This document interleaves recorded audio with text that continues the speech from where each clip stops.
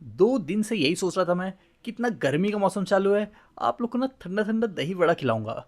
लेकिन किस्मत इतनी बेकार है कि जिस दिन दही वड़ा बनाने का प्लान किया उस दिन बारिश हो गई।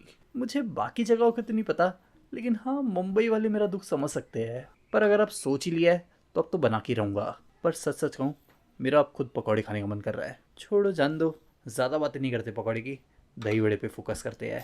तो देखो, 1 कप उड़द दाल, आधा कप मूंग दाल और पानी। पहले तो ये जो उड़द दाल और मूंग दाल है ना, इसको पानी से अच्छी तरह से साफ़ कर लो। अब देखो, बहुत सारे वीडियो में क्या होता है कि ना मैं सिर्फ एक बार साफ़ करते हुए दिखाता हूँ, और लोग कहते हैं कि आपने 2 से 3 बार कहा लेकिन आप खुद एक बार साफ़ कर रहे हो। तो देखो, मैं खुद 2 से 3 बार साफ़ करता हूँ, लेकिन मैं दिखाता सिर्फ एक बार इसलिए हूँ क्योंकि ये बताऊँ, वीडियो काफ़ी ज़्यादा बड़ी हो जाती है। तो फिर दाल को मैंने अच्छी तरह से साफ़ करने के बाद उसमें दोबारा पानी भर के उसे रख दिया है मैंने लगभग 5 से 6 घंटे के लिए, या फिर पूरी रात के लिए भी रख सकते हो। मतलब देखो, लगभग 7-8 घंटे तो भिगा के रखना। फिर 7-8 घंटों बाद अब मैं ले लिया हूँ सब्जियाँ, जिसे ना एकदम बारीक बारीक काट ले रहा हूँ। सब्जियों के साथ थोड़े से काजू को भी बारीक काट लिया है। फिर 7-8 घंटे तो हो ही चुके हैं, ये अच्छी तरह से फूल ही चुका है। तो अब क्या करना है, इसे ना मिक्सी में घुमा लो। और इसे मिक्सी में घुमाने में भी ज़्यादा दिक्कत नहीं आएगी। तो बस थोड़ा थोड़ा डालो, इसे तब तक पीसो जब तक ये एकदम पेस्ट जैसा ना बन जाए।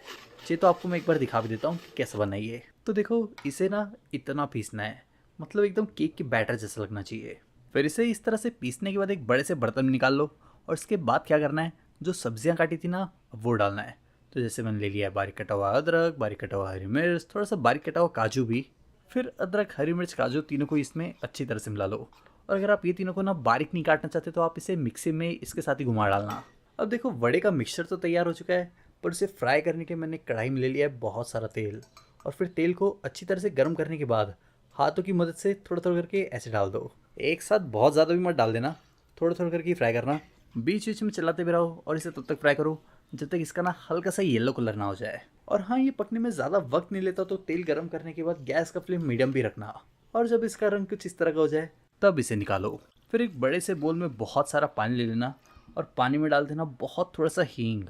और फिर हींग को अच्छी तरह से इसमें मिक्स करने के बाद जो दही बड़े को फ्राई किया ना, अब उसे इसमें डाल दो। फिर इसमें डालने के बाद अब थोड़ी देर इसे साइड में रख दो। तब तक ले लो 1 कप दही। फिर दही में डाल दो लगभग 1/4 कप चीनी का पाउडर, आधा छोटे चम्मच से भी कम नमक। और फिर ये चीनी और नमक को दही के साथ अच्छी तरह से मिला लो। फिर इन दोनों को भी अच्छी तरह से मिलाने के बाद अब ले लो मिक्सी जार, जिसमें डाल दो धनिया, पुदीना और साथ ही साथ हरी मिर्च। वैसे ये मैं चटनी की तैयारी कर रहा हूँ। फिर छोटा टुकड़ा अदरक का भी डाल दिया है, साथ में थोड़ी सी मूंगफली, टेस्ट के हिसाब से नमक और पानी।